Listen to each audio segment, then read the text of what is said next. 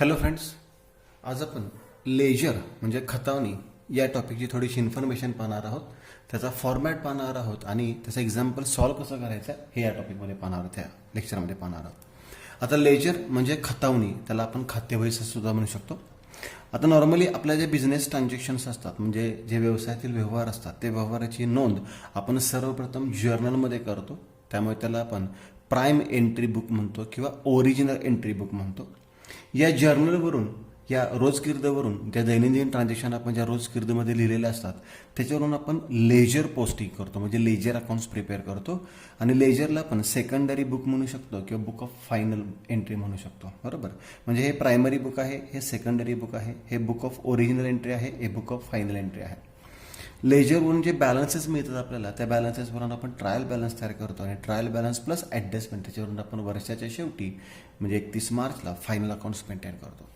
आता यातील पहिल्या लेक्चरमध्ये आपण ट्रान्झॅक्शन कशा असतात, जर्नल कसं करतो हे सुद्धा पाहिलेलं आहे, इव्हन लेजर कसं करतो हे सुद्धा पाहिलेलं आहे. परंतु 11वीच्या पुस्तकातील जे लेजरचं एक्झाम्पल आहे ते आपण, जे फर्स्ट एक्झाम्पल आहे बोर्ड बुकमधील, ते एक्झाम्पल आपण इथे सॉल्व्ह करून घेणार आहोत. आता बुक्स ऑफ अकाउंट्समध्ये दोन पार्ट पडतात. एक जर्नल बुक, त्यालाच आपण सबसिडरी बुक सुद्धा म्हणतो, म्हणजे जर्नलचाच पार्ट आहे सबसिडरी बुक.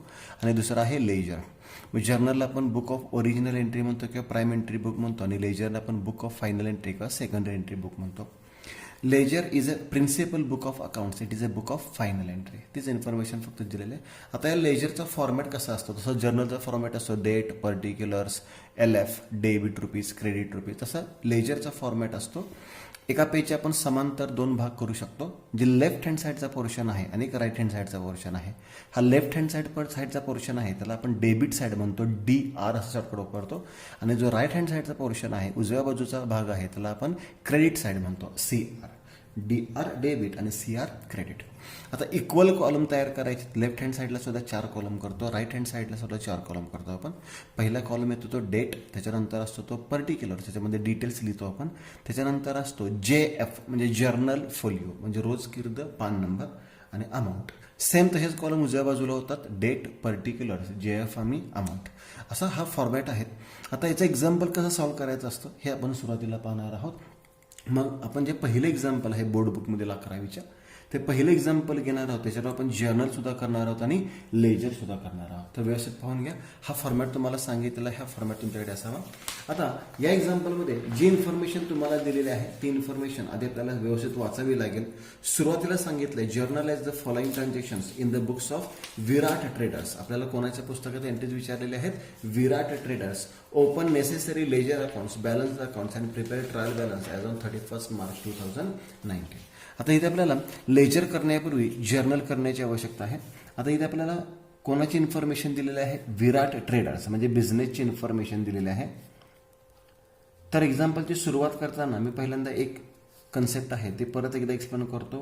विराट हा व्यवसायाचा मालक आहे आणि विराट ट्रेडर्स हा त्याचा व्यवसाय आहे.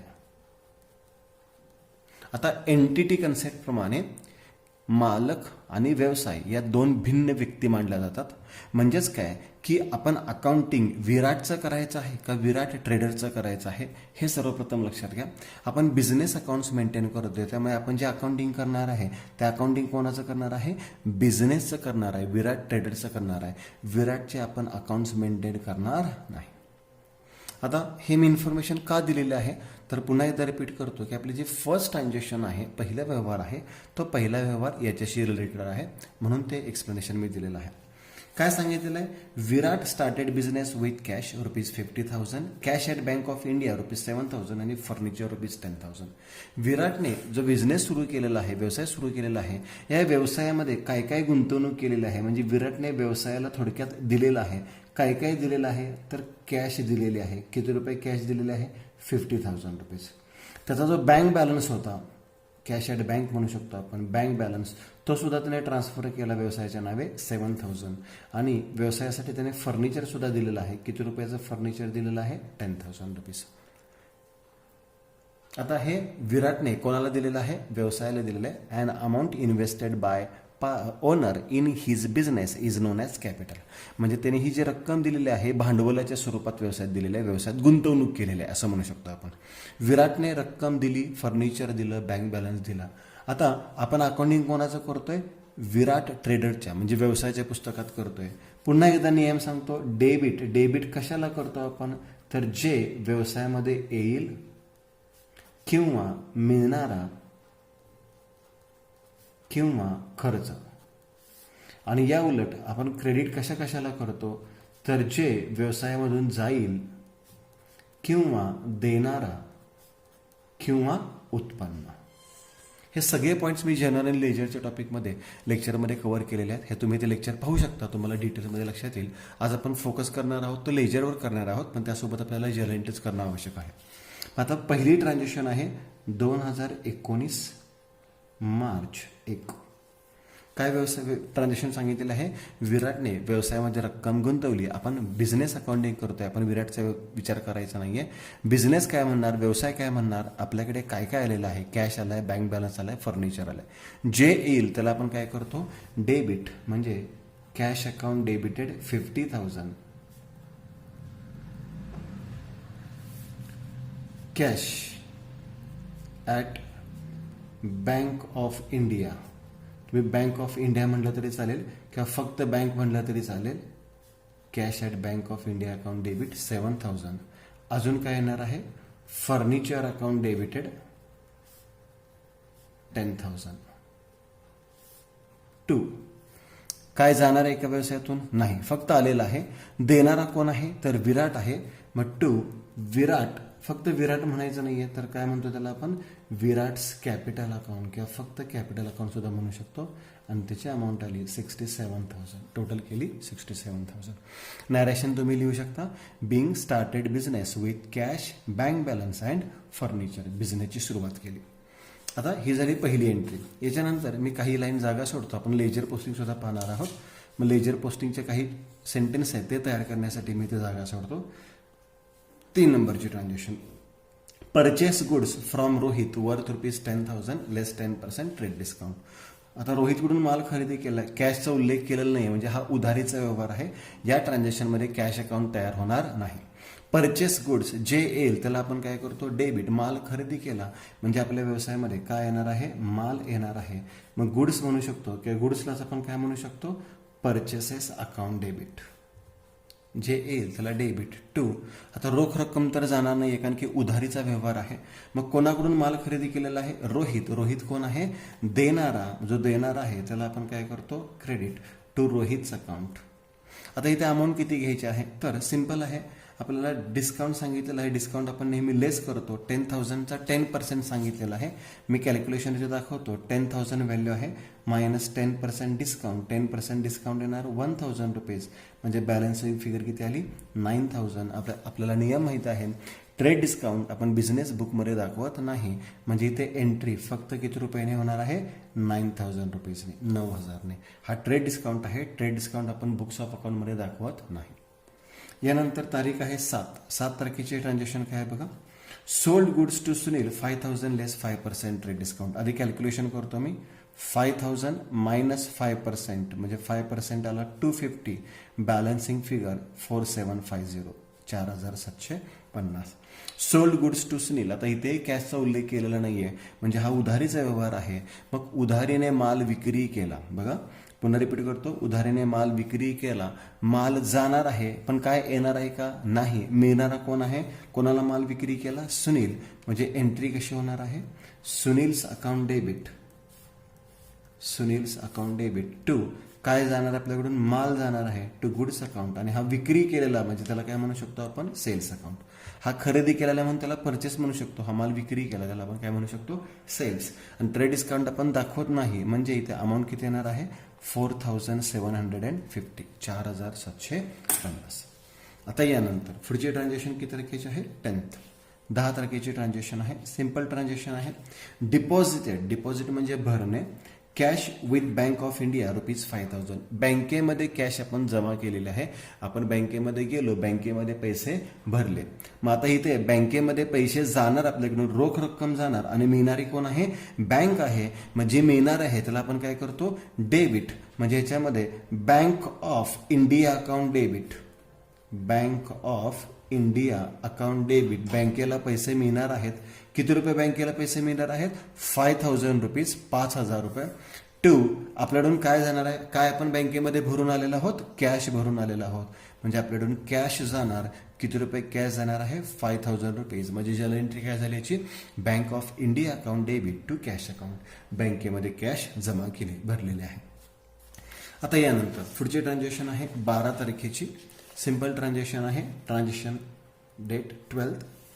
Purchase furniture from Verma on credit. उधारीने माल खरेदी केला, उधारीने फर्निचर खरेदी केलं.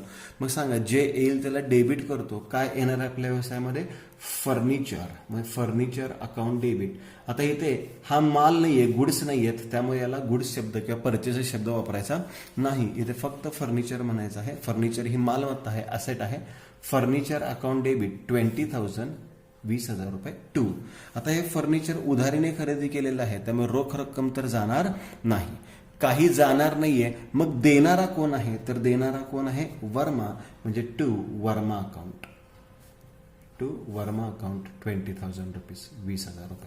हे नियम, हा जो नियम आहे तो व्यवस्थित लक्षात ठेवा. जर आपल्याकडून काही जाणार नसेल तर देणारा कोण आहे ते बघायचं. देणाराही कोण नसेल तर उत्पन्न आहे का चेक करायचं आहे. म्हणजे हे अकाउंटिंग रूल प्रमाणे आपण काय करतो? जर्नल करतोय. त्यामुळे व्यवस्थित समजून घ्या. 12th नंतर कोणती तारीख किती आहे? 15 तारखेची ट्रान्झॅक्शन काय आहे? Paid to Verma by net banking ₹8,000. Verma यांना आपण नेट बँकिंग थ्रू ₹8,000 दिले. आता जेव्हा आपण रक्कम चेकने देतो, लक्षात घ्या, चेकने रक्कम देतो, डिमांड ड्राफ्ट डीडीने रक्कम देतो, कार्डने पेमेंट करतो, म्हणजे डेबिट कार्ड असेल, क्रेडिट कार्ड असेल, किंवा RTGS NEFT अकाउंटवरून पैसे ट्रान्सफर करतो, तेव्हा कॅश ऐवजी बँक म्हणायचं आहे. काय लक्षात ठेवायचं आहे? कॅश ऐवजी बँक अकाउंट म्हणायचं आहे. आता इथे वर्मा यांना रक्कम दिली, वर्मा यांना आपण रक्कम दिली, आपल्याला काय मिळणार आहे का? नाही. बरोबर, आपल्याला काहीच येणार नाहीये, पण मिळणारा कोण आहे? वर्मा. डेबिट द रिसिव्हर, म्हणजे वर्मा अकाउंटला काय होणार आहे? डेबिट. Verma's account debit. किती रुपये दिलेले आहेत आपण? ₹8,000, ₹8,000. टू रोख रक्कम दिली असती तर कॅश म्हणलं असतं. आणि जर आपण चेक, डीडी किंवा debit card, credit card, NEFT, RTGS याने जर पेमेंट केलं असेल तर कॅश ऐवजी काय म्हणायचं आहे?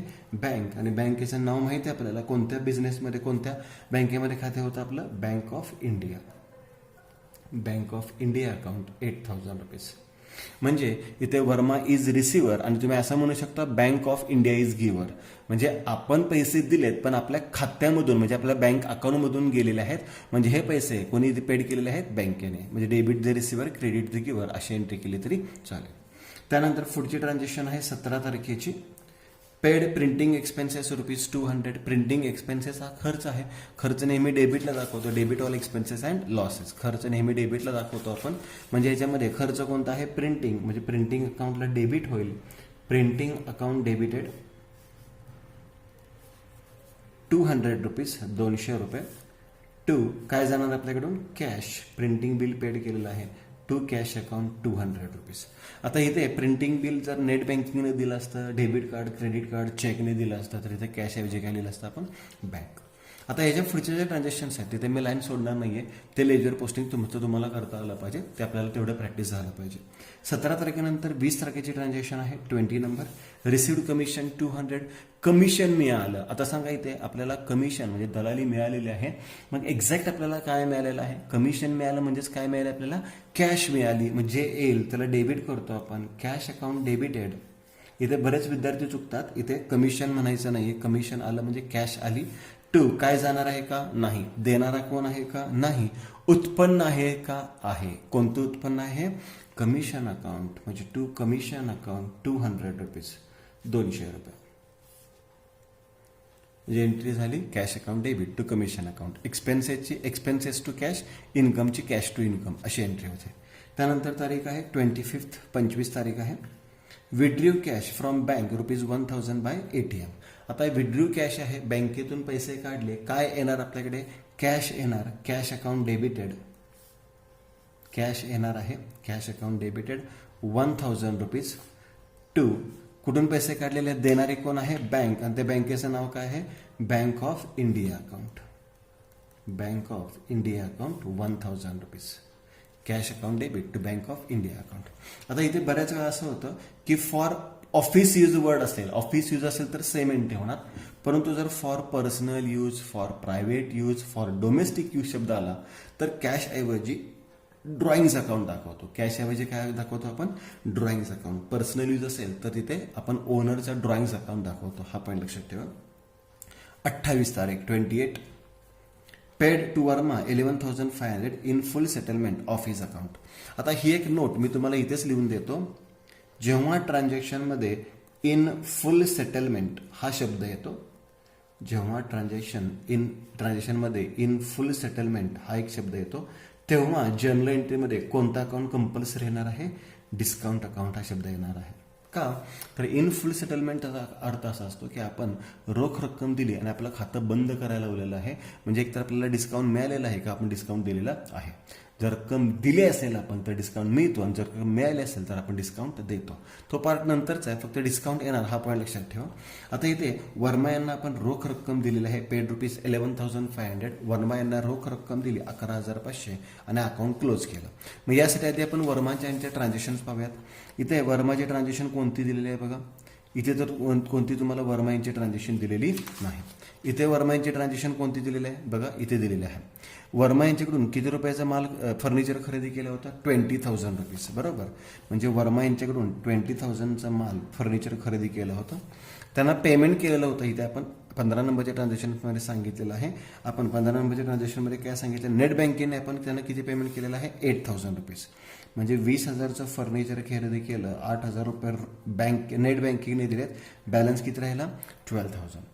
आता त्यांना आपण किती रुपये दिलेले आहेत, 11,500 रुपये देऊन अकाउंट क्लोज केलेलं आहे. म्हणजे याच्यामध्ये डिस्काउंट किती रुपयाला आलं आहे, 500 रुपीज. म्हणजे या एंट्रीमध्ये या 3 व्हॅल्यूज आपण विचारात घेणार आहोत.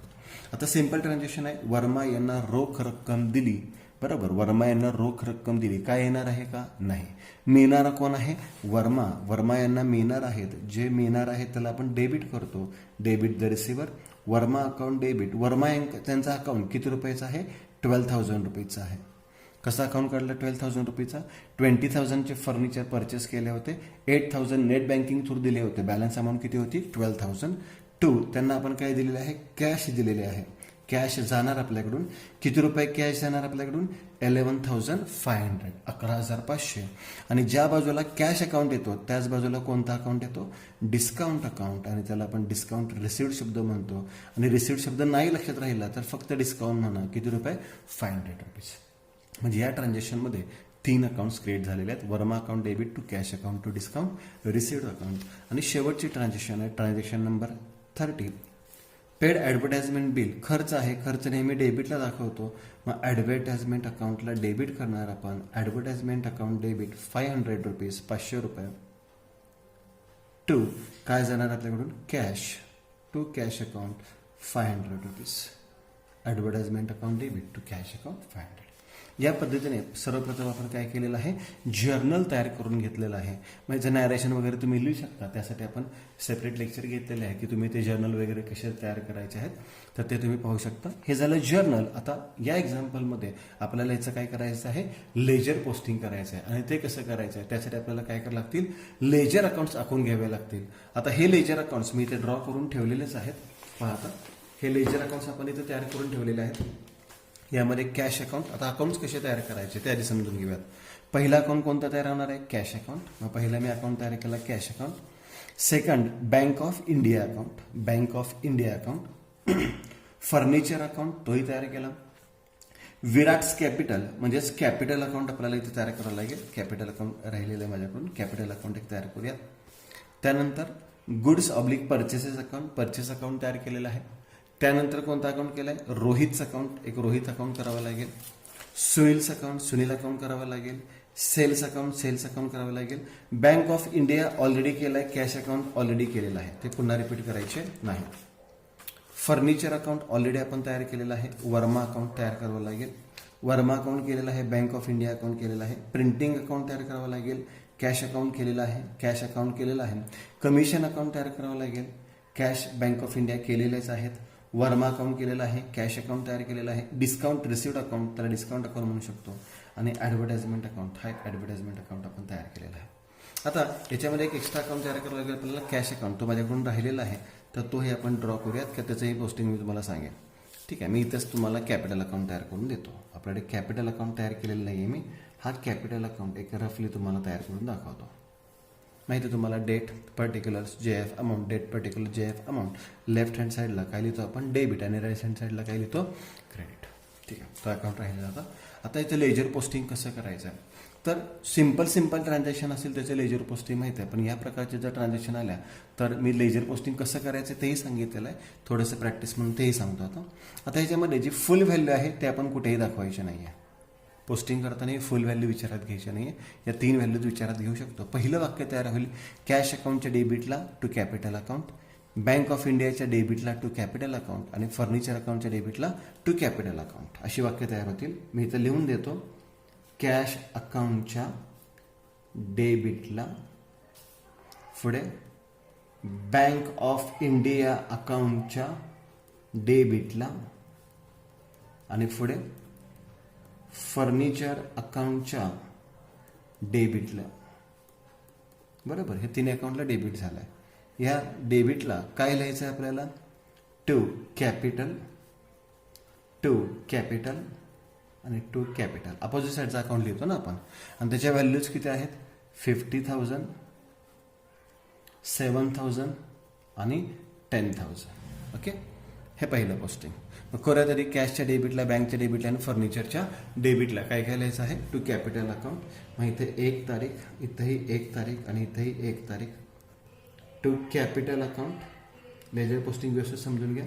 टू कॅपिटल अकाउंट, कॅशमध्ये लिहिले 50,000. इथे सुद्धा to capital account, bank of इंडियामध्ये टू कॅपिटल अकाउंट, त्याची व्हॅल्यू होती 7,000. आणि फर्निचर अकाउंटच्या डेबिटला सुद्धा टू कॅपिटल अकाउंट आणि त्याची व्हॅल्यू आहे 10,000 रुपीज, 10,000 रुपये. तिन्ही अकाउंटला डेबिट केलं. आता कॅपिटल अकाउंटच्या क्रेडिट साईडला पाहता, कॅपिटल अकाउंटच्या कोणत्या साईडला लिहिणार आपण, क्रेडिट साईडला. हे डेबिटला झालं.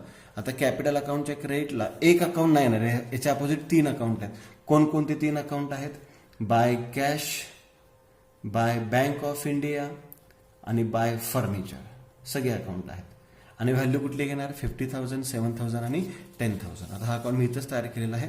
तर कॅपिटल अकाउंटच्या क्रेडिट साईडला, ही डेबिट साईड आहे, ही क्रेडिट साईड आहे. क्रेडिट साईडला 1 तारीख बाय कॅश, पुन्हा 1 तारीख बाय बँक ऑफ इंडिया आणि पुन्हा 1 तारीख बाय फर्निचर अकाउंट. व्हॅल्यूज किती आहेत, 50,000 कॅशचे आहे, 50,000 बँक ऑफ इंडियाचे 7,000 आहे आणि फर्निचरचे 10,000 आहे. ओके, पहिलं लेजर पोस्टिंग झालं. ठीक आहे, हे लेजर पोस्टिंग. आणि लेजरचं जे लेक्चर आपण तयार केलेलं आहे, व्हिडिओ शेअर केलेला आहे आपण, त्याच्यामध्ये सुद्धा तुम्हाला हे लेजर पोस्ट लक्षात येईल. सेकंड, 3 तारखेचे ट्रान्झॅक्शन काय, गुड्स अकाउंट डेबिट. म्हणजे वाक्य कसं तयार होईल, परचेसेस अकाउंटच्या डेबिटला, परचेस अकाउंटच्या डेबिटला कोणाचं नाव लिहायचं, रोहितचं, टू रोहित अकाउंट. मग परचेसेस अकाउंटच्या डेबिट साईडला लिहूया, परचेसेस अकाउंटच्या डेबिट साईडला 3 तारीख टू रोहितचं अकाउंट, व्हॅल्यू किती आहे 9,000 परचेस अकाउंटच्या डेबिट साईडला. आणि दुसरं काय ठरवणार, रोहित अकाउंटच्या क्रेडिट साईडला काय लिहायचं, बाय परचेसेस. रोहित अकाउंटच्या क्रेडिटला, रोहित अकाउंटच्या क्रेडिटला काय लिहिणार, रोहित अकाउंटच्या क्रेडिटला बाय परचेसेस अकाउंट. मग रोहित अकाउंटची क्रेडिट साईड आहे. आता इथे मी कॉलमची नावं लिहिलेली नाही आहेत, जागा कमी असल्यामुळे तुम्ही व्यवस्थित लिहायची. तारीख आहे 3, काय लिहिणार तिथे आपण, by purchases account 9,000 rupees, by purchases account 9,000 rupees, 9,000 रुपये. याच्यानंतर आहे Sunil account debit to sales account. आता 2 वाक्य तयार होतील. पहिलं वाक्य काय तयार होणार, मग सुनील अकाउंटच्या डेबिटला टू सेल्स अकाउंट, सुनील अकाउंटच्या डेबिटला टू सेल्स अकाउंट. आणि दुसरं वाक्य काय तयार होणार, मग सेल्स अकाउंटच्या क्रेडिटला सेल्स अकाउंटच्या क्रेडिटला कोणाचं नाव लिहिणार? सुनीलचं. By Sunil account. ठीक आहे, परत रिपीट करतो. सुनील अकाउंटच्या डेबिटला टू सेल्स अकाउंट, सेल्स अकाउंटच्या क्रेडिटला बाय सुनील अकाउंट. टू आणि बाय तुम्हाला माहिती आहे, डेबिट आलं की टू, क्रेडिट साईडला आलं की बाय. मग सुनील अकाउंटच्या डेबिट साईडला टू सेल्स अकाउंट लिहूयात. सुनील अकाउंटच्या डेबिट साईडला तारीख आहे 7 तारीख. सुनील अकाउंटच्या डेबिट साईडला टू सेल्स अकाउंट आणि त्याची व्हॅल्यू आहे 4750, 4750. आणि सेल्स अकाउंटच्या क्रेडिट साईडला, सेल्स अकाउंटच्या क्रेडिट साईडला 7 तारीख by Sunil account, by Sunil account 4750, 4750. यानंतर bank of India to cash. आता तुम्ही सांगण्याचा प्रयत्न करा कसं वाक्य तयार होणार. बँक ऑफ इंडिया अकाउंटच्या डेबिटला, बँक ऑफ इंडिया अकाउंटच्या डेबिटला काय लिहिणार? To cash account. आणि दुसरं वाक्य कसं तयार होणार आहे?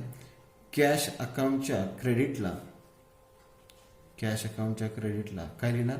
Bye bank of India account. परत रिपीट करतो. बँक ऑफ इंडियाच्या डेबिटला टू कॅश आणि कॅश अकाउंटच्या क्रेडिटला by bank of India.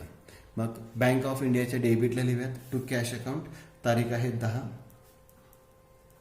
To cash account, तारीख आहे 10 आणि रक्कम आहे 5000. सॉरी, रक्कम आहे 5000.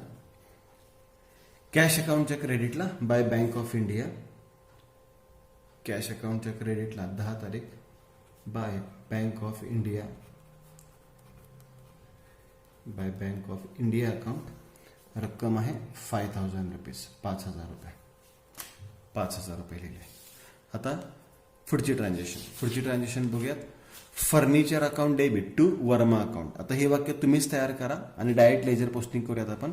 काय लिहिणार? फर्निचर अकाउंटच्या डेबिटला टू वर्मा अकाउंट आणि काय लिहिणार? वर्मा अकाउंटच्या क्रेडिटला बाय फर्निचर अकाउंट. हवं तर हे लिहून देतो मी पुन्हा एकदा. फर्निचर अकाउंटच्या डेबिटला, डेबिटला आहे म्हणजे टू ने सुरुवात करायची, दुसऱ्या अकाउंटचं नाव लिहायचं वर्मा अकाउंट. आणि दुसरं वाक्य कसं तयार होणार आहे? वर्मा अकाउंटच्या क्रेडिटला. आता क्रेडिटची सुरुवात कशाने करणार आपण? बाय. आणि अपोजिट साईडचा अकाउंट कोणता आहे? Furniture account. करूयात आता ह्याचं लेजर पोस्टिंग व्यवस्थित समजून घ्या. फर्निचरच्या डेबिटला टू वर्मा अकाउंटला फर्निचर अकाउंट तयार केलेलं आहे आपण. त्याच्या डेबिट साईडला 12 तारीख टू वर्मा अकाउंट 20,000 रुपीज, 20,000 रुपये. सेकंड इफेक्ट, वर्मा अकाउंटच्या क्रेडिटला बाय फर्निचर. वर्मा अकाउंटच्या क्रेडिट साईडला, वर्मा अकाउंट शोधायला लागेल, त्याच्या क्रेडिट साईडला उजव्या बाजूला 12 तारीख क्रेडिटची सुरुवात बाय शब्दाने करतो आपण. By furniture account 20,000 rupees, by furniture account 20,000 rupees. या पद्धतीने आपण एंट्रीज केल्या. काय एंट्री झालेली आहे? Furniture account debit to Verma account, फर्निचरच्या डेबिटला टू वर्मा आणि वर्मा अकाउंटच्या क्रेडिटला बाय फर्निचर. यानंतर पुढची ट्रान्झॅक्शन काय आहे? Verma account debit to bank of India account. Entry काय आहे? Verma account debit to bank of India. आता पोस्टिंग डायरेक्ट करूयात. तुम्ही तोंडी सांगायचं. काय लिहिणार? वर्मा अकाउंटच्या डेबिटला to bank of India, Verma अकाउंटच्या डेबिटला 15 तारीख to bank of India, to bank of India account 8,000 rupees, 8,000 रुपये. वर्मा अकाउंटला डेबिट बँक ऑफ इंडिया. दुसरं वाक्य काय तयार होणार? बँक ऑफ इंडिया अकाउंटच्या क्रेडिटला बाय वर्मा अकाउंट. मग बँक ऑफ इंडिया अकाउंटच्या क्रेडिटला बाय वर्मा अकाउंट 15 तारीख बाय वर्माज अकाउंट 8,000 रुपीज, 8,000 रुपये. या पद्धतीने एंट्री केली. पुढची एंट्री करूयात. कशी एंट्री करणार? आता प्रिंटिंग अकाउंटच्या डेबिटला टू कॅश अकाउंट 200. प्रिंटिंग अकाउंटच्या डेबिटला काय लिहिणार? To cash account. प्रिंटिंग अकाउंटच्या डेबिट साईडला 17 तारीख टू कॅश अकाउंट 200 रुपीज, 200 रुपये. सेकंड इफेक्ट, दुसरा इफेक्ट काय होणार? कॅश अकाउंटच्या क्रेडिटला बाय प्रिंटिंग अकाउंट, कॅश अकाउंटच्या क्रेडिट साईडला 17 तारीख by printing account, by printing account 200 rupees, 200 रुपये. यानंतर पुढचं लेजर पोस्टिंग कसं होणार आहे? कॅश अकाउंटच्या डेबिटला टू कमिशन अकाउंट, कॅश अकाउंटच्या डेबिट साईडला 20 तारीख to commission account, to commission account 200 rupees, 200 रुपये. सेकंड इफेक्ट, कमिशन अकाउंटच्या क्रेडिटला बाय कॅश अकाउंट. कमिशन अकाउंटच्या क्रेडिट साईडला कमिशन अकाउंट तयार केलं आहे आपण इथे. कमिशन अकाउंटच्या क्रेडिट साईडला लिहूयात. तारीख आहे 20. By cash account, by cash account 200 rupees, 200 रुपये. By cash account 200 rupees. यानंतरची ट्रान्झॅक्शन आहे cash account debit to bank of India. Cash अकाउंटच्या डेबिटला टू बँक ऑफ इंडिया 25 तारीख आहे. कॅश अकाउंटच्या डेबिटला 25 तारीख. To bank of India account रक्कम आहे 1000 रुपीज, 1000 रुपये. आणि बँक ऑफ इंडिया अकाउंटच्या क्रेडिटला by cash account 1000. Bank of इंडियाच्या क्रेडिट साईडला 25 तारीख. बाय कॅश अकाउंट 1000 रुपीज, 1000 रुपये. लेजर पोस्टिंग जेवढं तुमचं प्रॅक्टिस चांगलं होईल तेवढं लेजर पोस्टिंग तुमचं चांगलं होणार आहे. आता शेवटची सेकंड लास्ट ट्रान्झॅक्शन आहे Verma to cash to discount. मी परत रिपीट करतो, ह्याच्यामध्ये 3 किंवा 4 अकाउंट असतील तर फुल व्हॅल्यू आहे ते आपण विचारात घेत नाही. मग ह्याचं लेजर पोस्टिंग कसं करायचं, मी इथं जागा सोडलीच आहे, लिहून देतो. वर्मा अकाउंटच्या डेबिटला, वर्मा अकाउंटच्या डेबिटला अपोजिटला 2 अकाउंट आहेत ना, मग टू कॅश 11,500 आणि टू डिस्काउंट 500 रुपये. एक नाही 2 वेळा लिहायचं आहे, 2 अकाउंट लिहायचे. वर्मा अकाउंटच्या डेबिटला टू कॅश आणि टू डिस्काउंट लिहायचं आहे. मग वर्मा अकाउंटच्या डेबिट साईडला पाहूयात. इथे वर्मा अकाउंट आहे. वर्मा अकाउंटच्या डेबिट साईडला 28 तारीख, 28 तारीख, डॉट डॉट करायचं नाही. टू कॅश अकाउंट आणि to discount account. To cash account आणि to discount account. To cash account किती आहेत 11,500 आणि टू डिस्काउंट किती आहे 500. वर्मा अकाउंटच्या डेबिटला. नंतर कॅश अकाउंटच्या क्रेडिटला आणि डिस्काउंट अकाउंटच्या पण क्रेडिट साईडला बघा. कॅश अकाउंटच्या क्रेडिटला आणि डिस्काउंट अकाउंटच्या पण क्रेडिट साईडलाच लिहायचं आहे. या दोन्ही अकाउंटच्या क्रेडिट साईडला अपोजिट अकाउंटचा अकाउंट कोणता आहे वर्मा अकाउंट. वर्मा अकाउंट लिहायचं आहे आणि डिस्काउंट अकाउंटला सुद्धा वर्मा अकाउंटच लिहायचं आहे. क्रेडिट साईडला आहे म्हणजे बाय लिहू शकतो आपण, बाय वर्मा अकाउंट. रक्कम किती लिहायची तर ही व्हॅल्यू घ्यायची नाहीये, याच अमाऊंट घ्यायच्यात 11,500 आणि 500.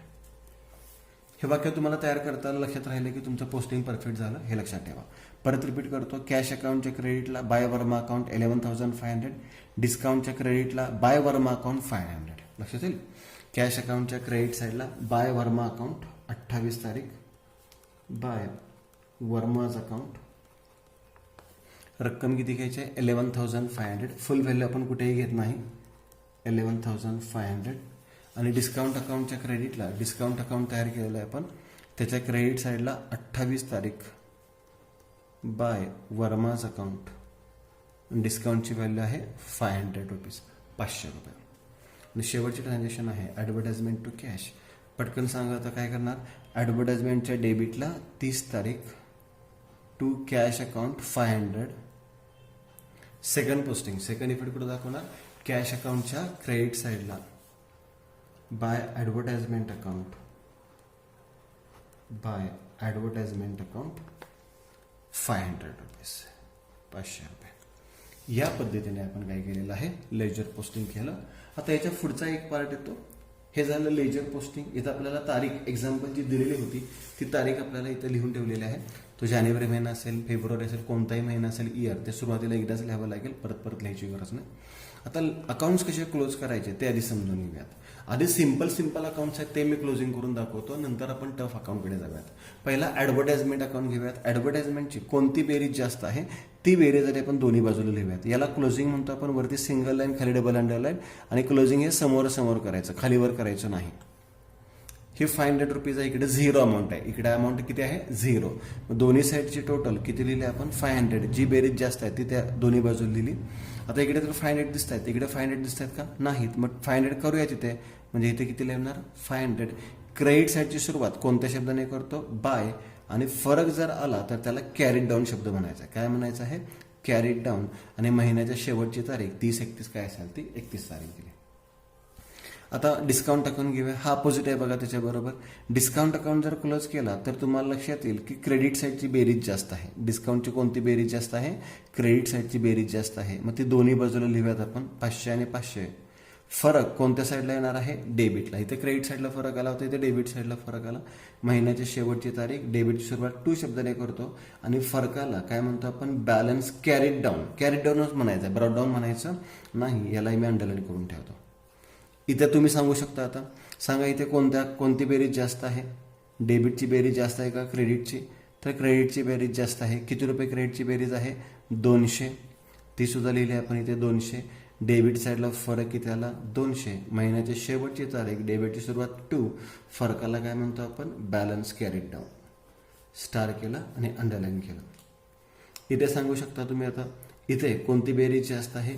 डेबिटची बेरीज जास्त आहे. किती रुपये आहे? 200 रुपीज. 200 रुपये. 200 रुपये. फरक कोणत्या साईडला आला? क्रेडिट साईडला. महिन्याची शेवटची तारीख 31 आणि क्रेडिट साईडला फरक आला म्हणून बाय. फरकाला काय म्हणतो? Balance carried down. Star and करतो म्हणजे हा फरक आहे. इथे वर्मा अकाउंट तुमच्या लक्षात येईल की वर्मा अकाउंट जर तुम्ही चेक केला व्यवस्थित तर वर्मा अकाउंट दोन्ही बाजूची बेरीज सारखीच आहे. त्यामुळे इथे फरक कुठेच येणार नाहीये. डेबिटला सुद्धा 20,000 आहेत आणि क्रेडिट साईडला सुद्धा 20,000 आहेत. त्यामुळे याच्यामध्ये कुठेही बॅलन्स कॅरी डाऊन किंवा ब्रॉड डाऊन येणार नाही. याच्यामध्ये कुठेही तुम्हाला कॅरी डाऊन किंवा ब्रॉड डाऊन येणार नाही. आता यानंतर पुढचा अकाउंट कोणता आहे? Cells account. सेल्स अकाउंट जर तुम्ही व्यवस्थित पाहिला तर क्रेडिट साईडची बेरीज जास्त आहे. 4,750. 4,750. डेबिट साईडला फरक सुद्धा आला 4,750. डेबिटची 31 तारीख म्हणायची. फरकाला आपण काय म्हणतो? 2.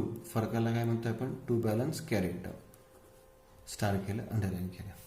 सुनील अकाउंट क्लोज केला आपण. डेबिटची बेरीज जास्त आहे 4,750. तीच आपण क्रेडिट साईडला लिहिली 4,750. फरक वरती लिहिला 4,750. महिन्याची शेवटची तारीख 31. क्रेडिट साईडची सुरुवात बाय आणि फरकाला काय म्हणतो आपण? Balance carried down. सिंपल आहे क्लोजिंग. आता रोहितचं अकाउंट घेऊयात. रोहित अकाउंटची सुद्धा क्रेडिट साईडची बेरीज जास्त आहे. किती आहे? 9,000 रुपीज. 9,000 रुपये. डेबिट साईडला सुद्धा आपण किती रुपये लिहिले? 9,000 रुपीज. 9,000 रुपये. डेबिट साईडला फरक आला 9,000 रुपये. महिन्याच्या शेवटची तारीख 31. फरक आला डेबिट साईडला आहे म्हणून 2. फरकाला काय म्हणतो आपण? Balance carried down. स्टार केलं आणि अंडरलाईन केलं. परचेस अकाउंट क्लोज करूयात. 9,000 रुपीज. 9,000 रुपीज. क्रेडिट साईडचा फरक आला बाय आणि फरकाला काय म्हणतो आपण? Balance carried down. स्टार केलं आणि अंडरलाईन केलेले आहे. फर्निचर अकाउंट क्लोज करूयात. आता सिंपल आहे फर्निचर अकाउंट. डेबिटची बेरीज जास्त दिसते तुम्हाला 30,000 रुपीज. 30,000 रुपये. तीच आपण क्रेडिट साईडला लिहिली 30,000 रुपीज. 30,000 रुपये. क्रेडिट साईडला फरक आला 30,000 रुपीज. महिन्याच्या शेवटची तारीख, क्रेडिटची सुरुवात बाय शब्दाने करतो. फरकाला बॅलन्स कॅरीड डाऊन म्हणतो. सगळीकडे आपण कॅरीड डाऊन शोध वापरलाय. ब्रॉड डाऊनचा उल्लेख अजून मी केलेला नाही. यानंतर बँक ऑफ इंडिया अकाउंट घेऊयात. आता हे जे 2 अकाउंट्स आहेत हे जरा व्यवस्थित क्लोज करा तुम्ही. हे जे 2 अकाउंट्स आहेत हे व्यवस्थित क्लोजिंग करा. कोणती बेरीज जास्त दिसते बघा. इकडची 7 आणि 5 12. 12,000. इकडची 8 आणि 3 9. मग 12,000 आणि 9,000 तर जी जास्त आहे ती लिहूयात. म्हणजे किती जास्त आहे? 12,000. दोन्ही बाजूला लिहिले 12,000. आता कोणत्या साईडला कमी होते? या साईडला कमी होते. किती रुपये कमी होते? तर 12तून 9 गेले, राहिले किती रुपये? 3,000. आता दोन्हीकडचे टोटल सेम झाले. म्हणजे फरक या बाजूला आला आहे क्रेडिट साईडला. महिन्याच्या शेवटची तारीख क्रेडिटला बाय म्हणतो आपण आणि फरकाला म्हणतो बॅलन्स कॅरीड डाऊन. आणि पहिला अकाउंट घेऊयात. आता कॅश अकाउंट आहे. कोणती बेरीज जास्त आहे ते व्यवस्थित चेक करा. मी दोन्ही साईडचे बेरीज करून ठेवतो म्हणजे लक्षात येईल तुमच्या. इकडची बेरीज आहे 51,200 आणि इकडची बेरीज आहे 11,000, 12,000, 17,200. बघा 51,200 आणि इकडची 17,200 फक्त. मग कोणती बेरीज जास्त आहे? तर डेबिटची बेरीज जास्त आहे. दोन्ही बाजूला लिहिले मी 51,200, 51,200 आणि तुम्ही रफली कुठेतरी बाजूला करू शकता किंवा इथेही पेन्सिलने करू शकता. 51,200 मधून किती वजा करायचे आहेत, मायनस करायचे आहेत, 17,200, 17,200 वजा करायचे आहेत. मी वजाबाकी करून इथं लिहितो, तुम्ही सेपरेट कुठेही वजाबाकी करू शकता. 17,000 जर वजा केले, 17,200 51,200 मधनं वजा केले,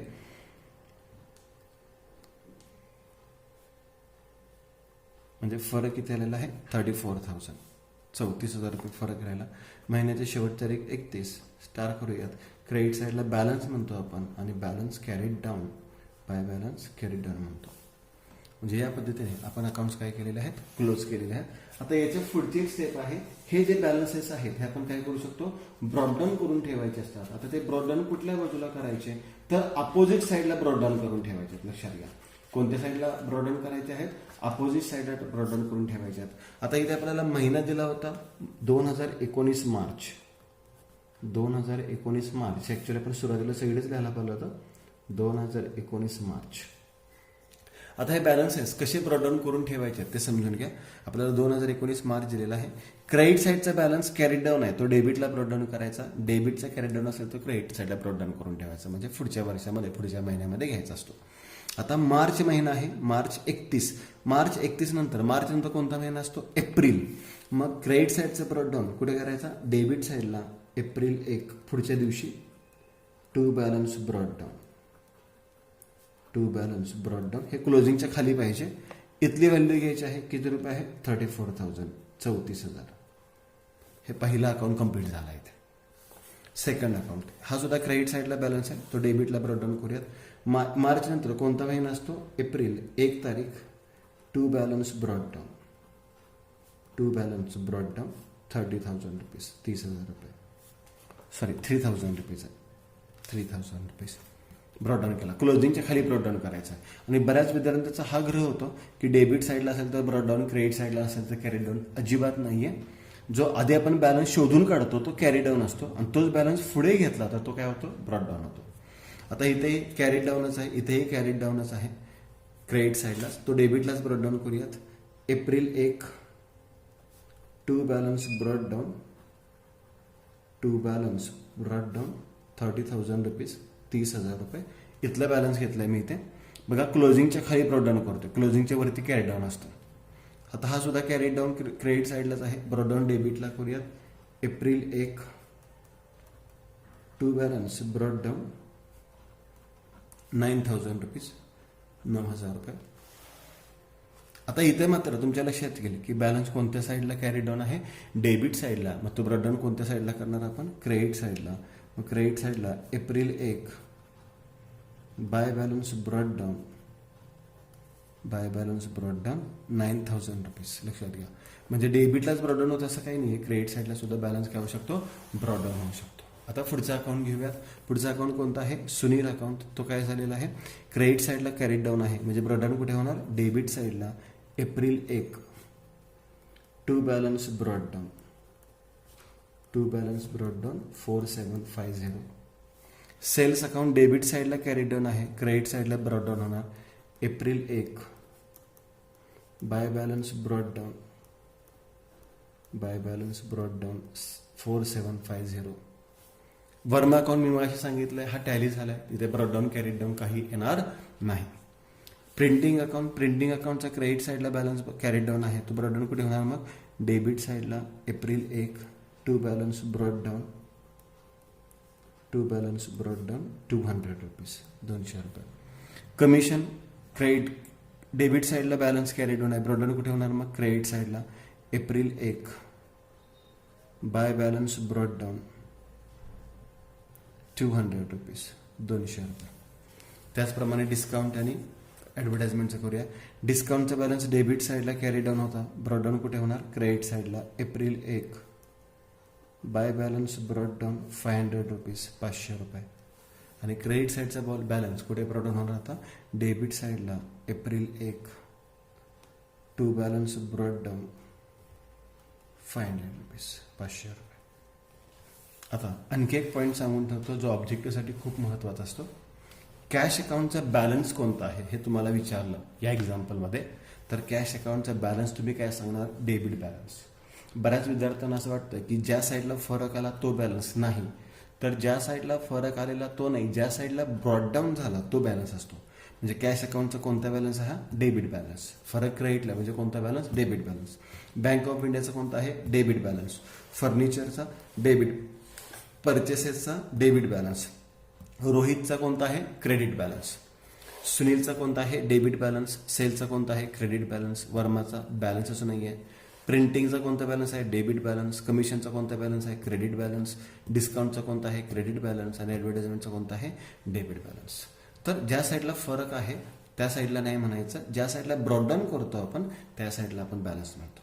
आता याच्यावरून एक छोटासा ट्रायल बॅलन्स आपण तयार करू शकतो. त्यांनी सांगितलेलं आहे की प्रिपेअर ट्रायल बॅलन्स, आणि तुम्ही आता अगदी आखून वगैरे काही दाखवत नाहीये, पण ट्रायल बॅलन्स दोन प्रकारे ऐकू शकतो. एक टी फॉर्मॅटमध्ये असतो आणि एक जर्नल फॉर्मॅटमध्ये असतो. मी दोन्ही फॉर्मॅट दाखवतो. ट्रायल बॅलन्स हा टी फॉर्मॅटमध्ये असतो. इथे आपण पर्टिक्युलर्स म्हणू शकतो किंवा नेम ऑफ अकाउंट सुद्धा म्हणू शकतो. Rupees, particulars rupees. टी फॉर्मॅटमध्ये जसं जर्नल लागतो, लेजर लागतो तसंच. डेबिटचे आयटम डेबिटला घ्यायचे, क्रेडिट साईडचे आयटम क्रेडिट साईडला घ्यायचे. आता इथे डेबिटचे आयटम कोणते येणार बघा. कॅश 34,000 येणार, बँक ऑफ इंडिया 3,000 येणार, फर्निचर 30,000 येणार, परचेसेस 9,000 येणार. पण हा क्रेडिटचा बॅलन्स आहे रोहितचा, तो इकडे जाणार, क्रेडिट साईडला जाणार, या पद्धतीने. किंवा दुसरा एक फॉर्मॅट असतो ट्रायल बॅलन्सचा. ट्रायल बॅलन्स तिथे सुद्धा म्हणू शकतो आपण पर्टिक्युलर्स, त्याला आपण म्हणू शकतो नेम ऑफ अकाउंट, आणि ते डेबिट रुपीज आणि क्रेडिट रुपीज. हा जर्नल फॉर्मॅटमध्ये झाला. म्हणजे कॅश डेबिटमध्ये लिहायचे, बँक ऑफ इंडिया डेबिटमध्ये लिहायचं, फर्निचर डेबिटमध्ये लिहायचं, परचेसेस अमाऊंट डेबिटमध्ये लिहायची, रोहितची अमाऊंट मात्र क्रेडिट साईडला लिहायची, सुनीलची अमाऊंट डेबिटला लिहायची, सेलची अमाऊंट क्रेडिट साईडला लिहायची. कोणत्याही पद्धतीने तुम्ही ट्रायल बॅलन्स तयार करू शकता. तर इथे मी टी फॉर्मॅटने करतो. टू बॅलन्स आहे ब्रॉडडाऊन, म्हणजे इथे कॅश आपण डेबिटला साईडला दाखवणार. कॅश अकाउंट 34,000 हा डेबिट बॅलन्स झाला. हा बँक ऑफ इंडिया अकाउंट, याला आपण ट्रायल बॅलन्स म्हणतो, तो आपण जर्नलवरूनच तयार करतो. फर्निचरचा पण डेबिट बॅलन्स आहे 30,000 रुपये. Furniture account 30,000 rupees. ज्या साईडला ब्रॉडडाऊन आहे त्या साईडला घ्यायचा. आता याचा बॅलन्स ब्रॉडडाऊन कुठे आहे? डेबिटलाच आहे, परचेसेसचा. म्हणजे हा डेबिट बॅलन्सेस आहे. परचेसेस अकाउंट 9,000 रुपीज, 9,000 रुपये. रोहितचा कोणत्या साईडला आहे? क्रेडिट साईडला आहे, म्हणजे रोहितचा अकाउंट. आणि रोहितचा बॅलन्स किती आहे? 9,000 रुपीजच आहे, 9,000 रुपये. सुनीलचा डेबिट साईडलाच आहे, सुनीलचं अकाउंट. सुनीलचं अकाउंट 4,750. सेलचा बॅलन्स क्रेडिट साईडला आहे, म्हणजे क्रेडिट साईडला लिहा. Sales account 4,750 rupees. Verma tally झालेला आहे, वर्माचा कोणत्याही साईडला बॅलन्स नाही आहे. प्रिंटिंग किती रुपये आहे? 200 रुपीज. 200 रुपये कोणत्या बाजूला? डेबिट साईडला. मग प्रिंटिंग डेबिट साईडला घेऊयात. प्रिंटिंग डेबिट साईडला घेऊयात आपण 200 रुपीज. यानंतर कमिशनचा बॅलन्स क्रेडिट साईडला ब्रॉडडाऊन झाला आहे 200 रुपीज. कमिशन अकाउंट क्रेडिट साईडला 200 रुपीज. यानंतर डिस्काउंटचा क्रेडिटलाच ब्रॉडडाऊन झाला आहे. डिस्काउंटचा क्रेडिट साईडलाच ब्रॉडडाऊन झाला आहे, म्हणजे क्रेडिट बॅलन्सच आहे. Discount account 500 rupees. आणि शेवटचा आहे ॲडव्हर्टाइजमेंट, तो डेबिटला ब्रॉडडाऊन झाला आहे. मग ॲडव्हर्टाइजमेंट डेबिट बॅलन्स आहे 500 रुपीज. आणि आणखी एक अकाउंट होता जो आपण इथं दाखवला नव्हता, मग अशी जागेअभावी आपण तो अकाउंट इथे तयार केला होता, तोही अकाउंट बघूयात. इथे फक्त क्रेडिट साईडला पोस्टिंग होतं. किती होतं बघा? 67,000 रुपीज. क्रेडिट साईडची बेरीज जास्त आहे, ती दोन्ही बाजूला लिहिली 67,000 रुपीज. म्हणजे डेबिट साईडला फरक आला 67,000 रुपीज. महिन्याच्या शेवटची तारीख 31, डेबिटला 2 आणि फरकाला काय म्हणतो आपण? Balance carried down. आणि हा बॅलन्स मात्र ब्रॉडडाऊन कोणत्या साईडला करणार आपण? क्रेडिट साईडला. By balance brought down 67,000. म्हणजे कॅपिटलचा कोणता बॅलन्स आहे? क्रेडिट बॅलन्स आहे 67,000. मग तोही आपण दाखवूयात. कॅपिटलचा क्रेडिट बॅलन्स आहे 67,000. Capital account 67,000. आता सर्व पोस्टिंग झालेलं आहे आपलं. ट्रायल बॅलन्स हा काय झाला पाहिजे? टॅलीच झाला पाहिजे. आणि टॅली झाला तर तुमचं एक्झाम्पल बरोबर आहे. 67,000 त्याच्यानंतर 9,000 म्हणजे 76,000, 80,000 81,450 81,450 इकडची टोटल तेवढी झाली पाहिजे.